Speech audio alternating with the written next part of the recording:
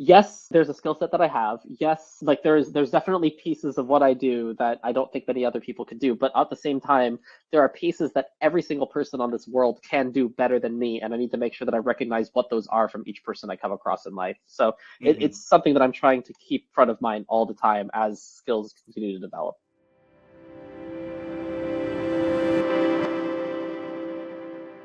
Hello and welcome to the Vigilante Leverage Show. I'm Matthew Bergmanson. And I am Lucas Ung. And Lucas, what are we talking about today? I think we're talking about hubris in business, being a little too prideful, having a little too much ego, that sort of thing. I wouldn't know anything about that one. Oh my No, God. business Uh, owners and entrepreneurs with hubris. What? ego? I don't have an ego. Gosh, Oh, where do we start with this? Ourselves, the people around us, like this is everybody. So like, I don't where do you know. want to I mean, start? like this one, I don't know. Maybe this is one where we actually just like get a little bit more real. It's easy to point the fingers at everybody else, but I keep getting whacked in the face like every 2 weeks by the same lessons. Like what? And Tell me something about that. um, don't overcomplicate things. Sometimes you just have to ship it. Is the one like I get frustrated sometimes when I see people like not do things like the absolute best that they possibly can and have a lot of success with it. Well, because I tend to just be too much of a perfectionist, and then I can get on my high horse of yes, but I worked so hard on it. Yes, yes, yes. But then I have nothing to show for it because I'm still working so hard on that thing. You're a Like starving artist essentially. I know, yeah. And I got all hung up on like doing some back end testing for one of our things, which I probably should have outsourced that. No, definitely should have outsourced that. But again, micromanaging, hubris, ego. I can do the job better than anyone, even though there's definitely people who are more qualified to do that. And all I did was like trigger like a fraud prevention thing by accident, get locked out of our system, and delay a launch by 3 or 4 days. Like, Yeah, oh, that was like almost a week of lost time essentially. that was so dumb. Anyway, thank you for forgiving me for that one in I advance. mean, like, Lucas is just hearing about the details of that right now. But I mean, it happens, right? Like, it's it not like you're the happens. only one that's susceptible to this. Like, Yeah. I do this all the time. Here's a great example. Or actually, do you have anything else you want to finish up on that I'm topic? I just really wanted to make sure that it would be a wonderful, seamless customer experience. And I just didn't trust the people that we had contracted to make sure that that would happen. Not only did I not trust them, I didn't have I don't know, humility isn't quite the right word, but like, I didn't involve them in the process of verifying that it was correct. I just went out on my own and decided I was going to fix it all over the weekend or whatever. Like Um, the egoism right. And to think that that's lo and possible. behold, it was actually done correctly. And all I did was jam it up because they put some things in place that were really intended to help us that just hadn't been communicated. And instead of communicating with them, I just went and whacked myself in the face a few times. Um, How much money did that cost us over a week? Fortunately, the list on that product is still pretty small, so Yeah, it's at the five-figure mark it's in the somewhere, five mid five figure figures. mark. Yeah, it's probably getting up there. Yeah. Anyway, but we're good to go now. I mean, So it just goes to show, can't right? fix the past. It's just write the lessons down and actually review them. That's the other thing that I'm getting better at, and still have a long ways to go. But um, I used to do a lot of my journaling and use it to like just sort of get thoughts out of my brain, get it all clear, and then move on with my day. And then I never actually review it. So I was missing the whole second half of the feedback loop. It's like great if you put the data in, but you should actually review the data sometimes. Otherwise, it's not going to end up informing any decisions. So another thing that I'm working on lately is systematizing that and reviewing it so that I don't make the same stupid mistakes. I always have some variety of stupidity. I mean, it's like you have to acknowledge, then learn from it, then forgive yourself, then move on. So like there's like a whole process into Yeah. it. It's not like it's yeah. I Well, mean, move on, but then remember to learn from it again. yeah. Because other The like learn from it I just is forget things. it just keeps coming There back. is a sort of a recursion that needs to happen. Otherwise, you know. I think I tend to move on pretty quickly a lot of the time, and this is kind of one of those things that bites me in the butt. Is like I do forget myself. I do move on. I'm like, no, Matthew, it's okay. You learned your lesson. On we go. We're gonna just make the most of what we got in front of us, and off we go. And I'll stay very optimistic, very positive, and then 6 months later, I'll fall into the same trap because I was too quick almost to forgive myself and move on and try to make the most of a situation in front of me. Um, So the review process, I think, is, well, I don't know. We'll do an episode 6 months from now, and we'll see how long it's actually going. Yeah, are you good at the like I don't know. So the question that I have is how quick is it for you to move on at this point, or do you harp on the mistakes? I've gotten so much faster at moving on because I used to beat myself up for a long, long time. Anytime I did anything wrong. Now, I think within 24 hours, a lot of the time I bounce back. I mean, it used to be, depending on the magnitude of the mistake, anywhere from a day or two to a month or two. And some mistakes, a year or two. Do you think that people Yeah. move on quicker or slower than that? Do you think that people are just like, doesn't matter? Or do you think that they sit around and harp on it? What's your opinion on that? I mean, obviously, it depends on the person. It depends on the magnitude of the mistake. I don't know. There's a lot of variables there. I do But not, when I sleep, by and large, I think that, I don't know, I'm biased because I come from a very introspective family that tends to like really rehash the past.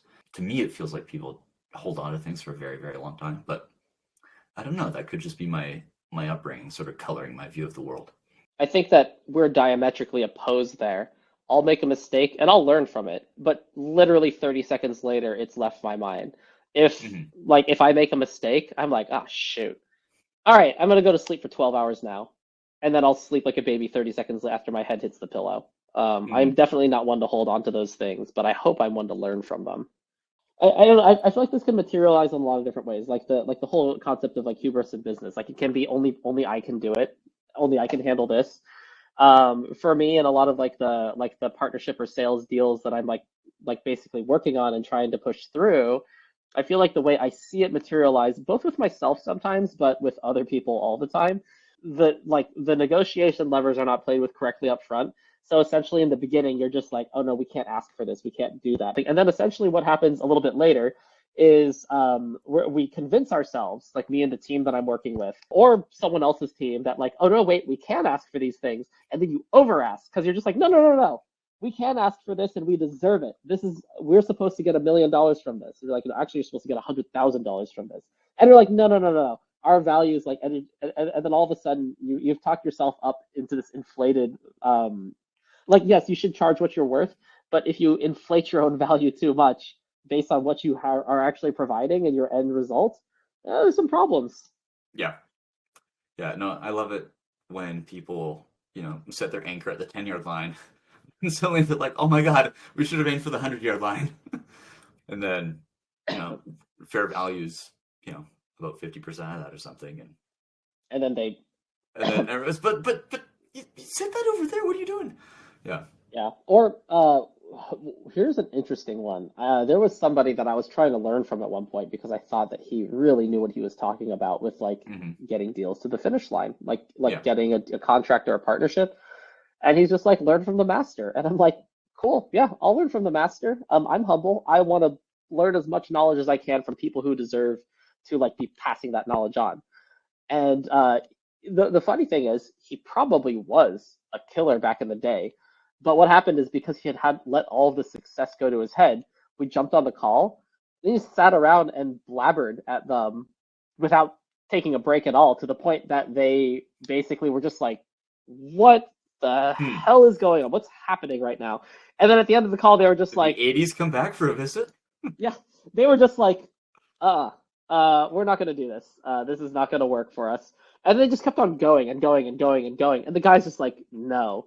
And then we got off the phone, and the person I was trying to learn from, I was looking at him just like, what in the absolute hell was that? And he's just like, that was weird. It didn't work. And I'm like, wait, what? What do you mean that was weird? And then the next day he had such ego at this point that he had rationalized it in his head and told himself a new story. And then the next day we came in and he's just like, you know what I think it was? I think that guy's racist. And I'm like, oh my God, no. That, like, okay, first off, we did this call over Oh. Zoom. Second off, our names were on the calendar invite. If they were racist, like, they could have been racist before the call. And so like this ego was like preventing the actual gap in skill from being recognized, and the person was never able to learn from this experience. And then all of a sudden, the story has shifted. And then the next conversation we had was just like, hey, remember that guy that was really racist? And I told you he was going to be racist before the call. We were not going to get this deal. And I'm like, that categorically did not happen. No, that didn't Right. happen. And then Yeah. all of a sudden, the ego is protected at risk of the business itself. And so I actually, this moment has stuck out to me very specifically because I thought to myself, yes, there's a skill set that I have. Yes, like there's definitely pieces of what I do that I don't think many other people could do. But at the same time, there are pieces that every single person on this world can do better than me, and I need to make sure that I recognize what those are from each person I come across in life. So Hmm. it's something that I'm trying to keep front of mind all the time as skills continue to develop. Yeah, true story, by the way. Yeah. That wasn't a fake anecdote. That actually happened. Yeah. I mean, I've also had similar experiences. Nothing quite that, like, just outright denial, rewrite the past. Yeah, I've been around that, and I've probably told those similar stories to myself at some point in time. I don't think anything quite that dramatic. I don't know. Like I also embellish, Yeah. maybe it was a little more subtle than that, but in my memory, like this could be me Yeah. rewriting my memory, but Yeah, in it's true. my memory, it was such a confusing moment to me. Yeah. Well, trying to bring other people into your made up narrative just so you feel better about yourself. That's the part that's like really incredible to me. It's like, no, like I'm trying to instill this collective memory that did not happen just so that I feel like just so that my ego is protected. That's pretty That wild. that only works if you have the technology and power in 1984.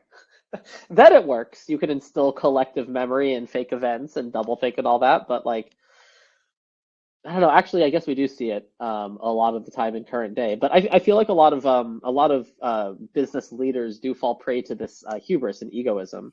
It happens at various different stages. You could be a solopreneur and it happens to you. You could lead a team and it happens to you. You could be Hmm. a Fortune 100 CEO. It happens to you, or you could be all those things and it never happens to you. You just have to be mindful, I think. Yeah. I mean, it's hard to get ahead without confidence.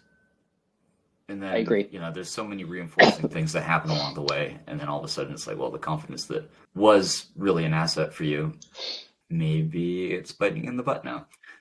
Confidence and just plain ignorance. I feel in like your own abilities. I feel like it's a very thin line.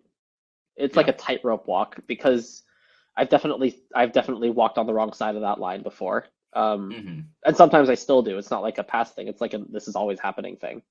Something to Yeah. keep in mind for me. Yeah. I mean, you can see how it happens. I mean, what, like 90, 95% of businesses fail?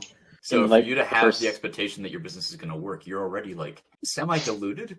Um, just like, right oh, off no, from the no, get-go. it doesn't work for all these other people, but I'm going to be in that 5% Yeah. that actually has a successful business, right? Like, My my what's a good my Alaskan ice cream shop is going to be better than the rest of them.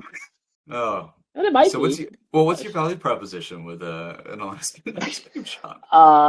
That's a good question. Also, that's a really good point. People's value propositions, like like the egoism that they're just like, oh no, I know my value proposition. Have you ever done it? No. I only did it at one point in one of my businesses because I got beaten up so badly that I had to confront like what am I actually offering people? And lo and behold, that's actually when the business went off on a tear Hmm. because I oh, man, so many lessons that everyone told me like, oh, you've got to do this, you've got to do that, like you've got to get these things dialed in your business. You got to figure out what your value proposition is. You got to figure out what your ideal customer profile is. And I was just like, I'm just out here helping people. And that's a good start, but then you got to dial it in. Yeah, but I was making like, God, not a whole lot of money. Let's just put it that way. And I was clocking some very long hours. Oh, we all Yeah, I thought I work in had a poverty. niche. I was like, oh, I've got my niche. Oh, I'm doing don't this even get me thing. started on Yeah, niches. Oh my God.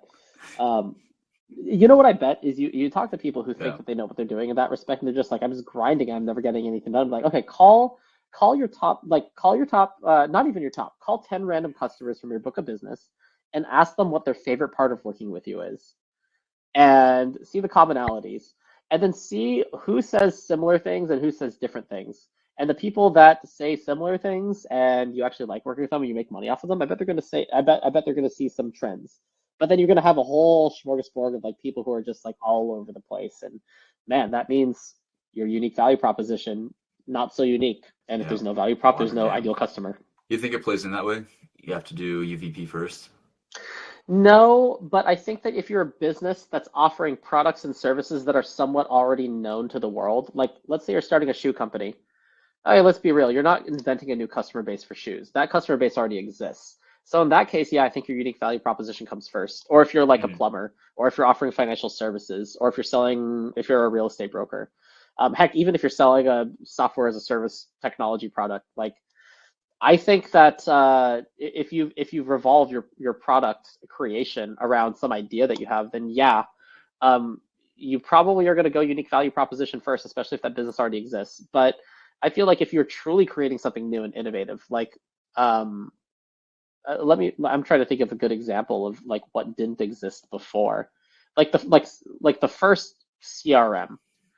Like they had alternatives and people did CRMs in different ways, but the first person to build a CRM was probably just like, okay, let's start at the customer. Like, what problems are the customers having? And then they built unique value propositions around those customers and their products, or like AWS maybe.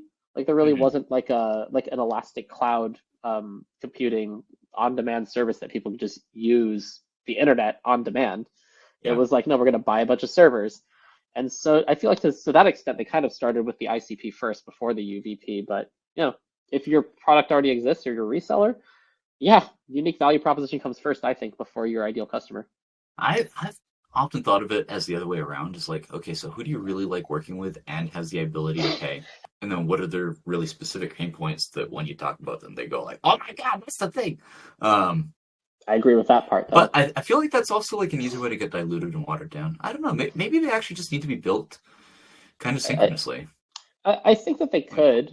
yeah, I feel like the type of space you're playing, like, I don't know. Like, again, I feel like if you have something commoditized or something that is like it already exists, like if you're a yeah, financial advisor, you're not reinventing the market. You're just dialing in like, okay, what can I provide that's unique? yeah. And then it's like, Well, okay, yeah, I'm now thinking let's about see it, if this and resonates. the big pitfall with that one is dilution in product offerings, though. Because if you're like, oh man, I Yeah. really like these people, and then they have like all these different problems, you're like, I'm gonna try to solve all the problems, and then you still end up in trouble. I mean, you can go both ways, I feel. Like you can do that with Yeah, an ICP too. You can yeah, say, my ideal customers are blank, but like, I don't know, you've just kind of arbitrarily chosen a niche that you are just like, I like helping plumbers, which plumbers are great people that make good money and they do a lot of good work. But like, man, if you're selling like a server rack, and you really like working with plumbers, you don't really have an alignment between your customer and your value prop there. yeah. So I don't know. I feel like it really could go both ways, but when you're thinking about like businesses where the services, the markets, the products already exist, I like to start with the value prop first nowadays because I'm just like, well, you're not reinventing the wheel. What you do is done by someone else, which is fine. You're not creating something that doesn't exist there in the world. And we're like, oh, but you don't understand. Right now, I can't taser someone with my gloves when I'm taking a jog outside, which that's actually a real product someone was telling me about. That's actually really cool. But there's a reason that it's not a multi-billion-dollar company right now.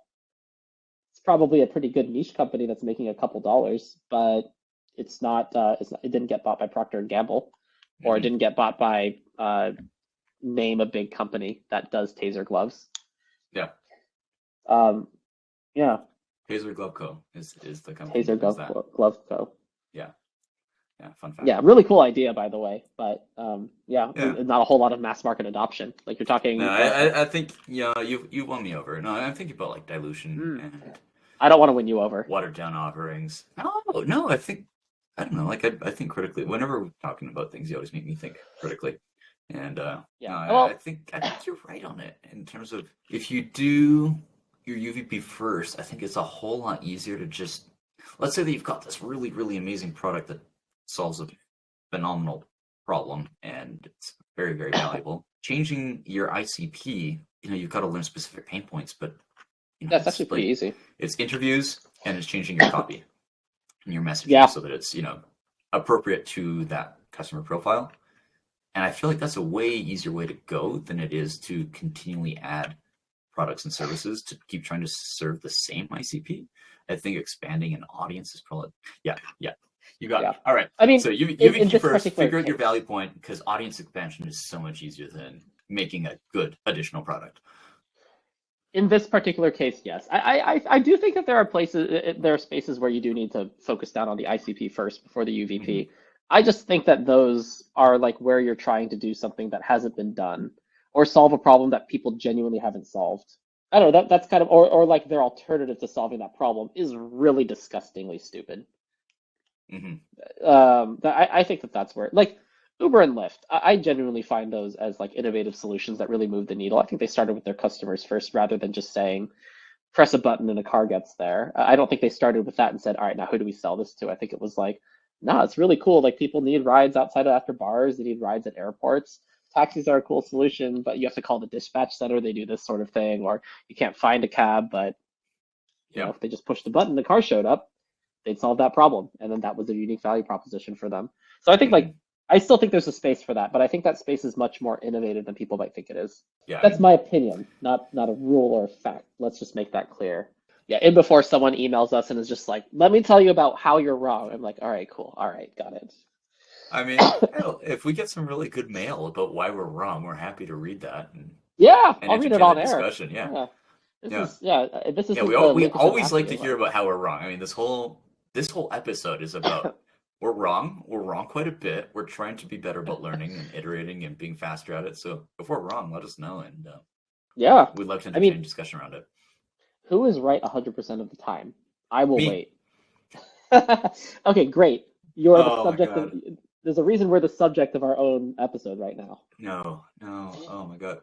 I think the most telling moment was I bought a book about ego Ego. Let me look it up.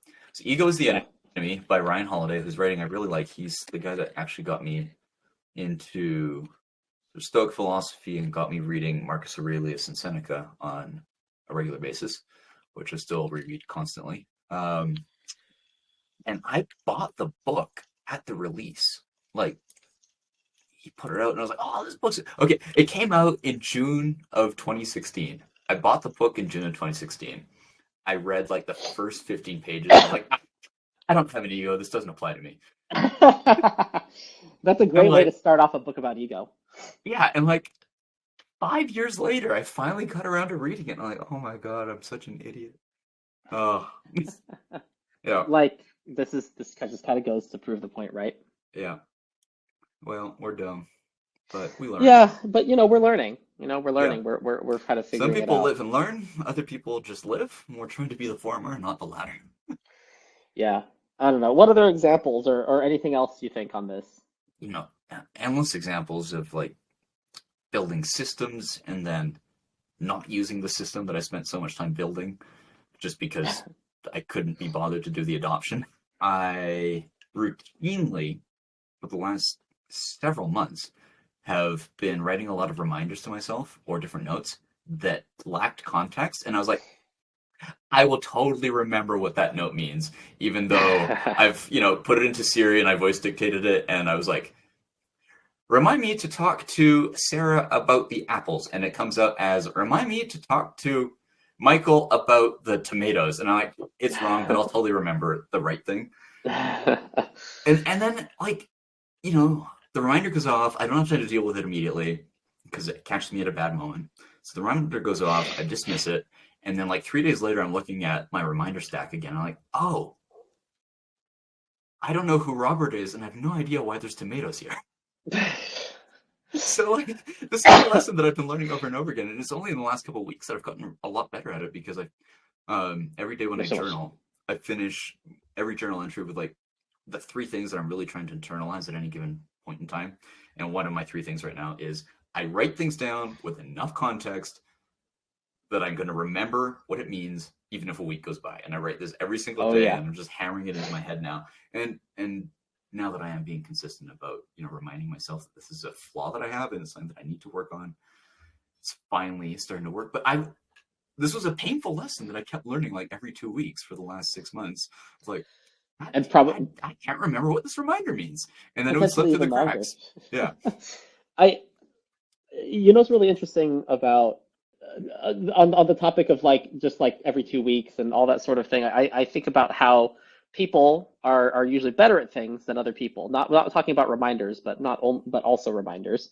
We've been told lots of times various different parts of our business that we don't know as well. People are like, oh, just do this. It's gonna work. And we're just like, that's too easy. That's too simple. What We if can we make made this it better. complicated? Yeah. What if we make it complicated? And what if we make this harder? because we think we can make this better. And then we just, putz around a little bit, and all of a sudden 3 months goes by, and you're just like, wait, did we ever ship that thing? We could have just done it easily, but did we do it? And it's just like, shoot, no, we never finished it because we made it hard. We should have just done it. Yeah, that one's a classic for us. The other classic for us is like, but if we do it the way that these other people did it, that took like 6 months to hit revenue. That is far too long. So you know what we should do is try all these other things for 6 months, and then 6 months go by, and we're like, we could have just done that thing. If we'd just done that thing, we'd be making money by now. Would have, yeah. With that thing, and it would have been more money than what we. How many times have we learned that? Many times. I wouldn't say how many times have we learned it, because I think we may have finally just learned it, but again, I think so. In 6 months, and yeah.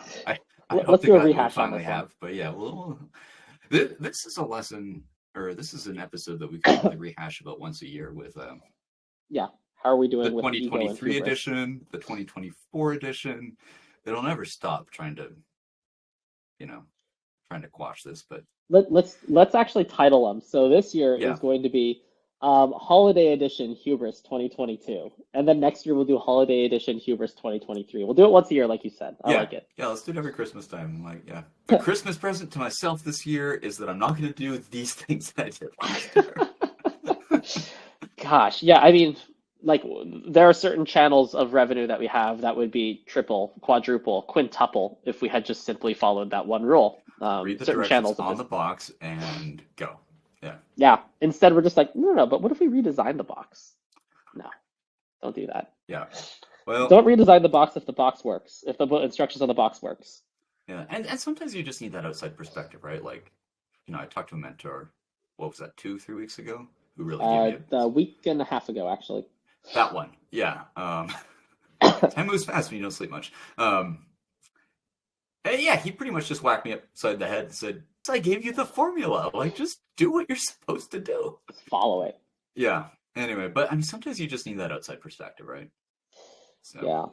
This is our soft plug for if you need consulting services, people who have a different perspective might be able to help you out. Yeah. Anyway, done with that. Maybe come on by. Yeah. And we should talk about some of those successes sometime. I actually have an appointment that's coming up in a minute. Okay. Maybe we wrap this. Yeah, let's wrap it up. But anyway, all I hope is that the 2023 holiday edition of Holiday Hubris 2023, I just hope it's a different set of lessons. If I'm still on the reminders thing, just shoot me. I will be doing so. Yeah. All right. Well, thank you all for tuning in today. If you've got any feedback or you'd like to tell us exactly how we're wrong, you can either mail your comment on the back of a $20 bill or just send us an email at operations@vigilanteconsulting.com. I'm Matthew Bergenson. I'm Lucas Ung. This has been Vigilante Leverage. Thank you for tuning in. Hope you learned something. We sure do as we go along with this. So thanks for joining us for the ride. All right. Bye.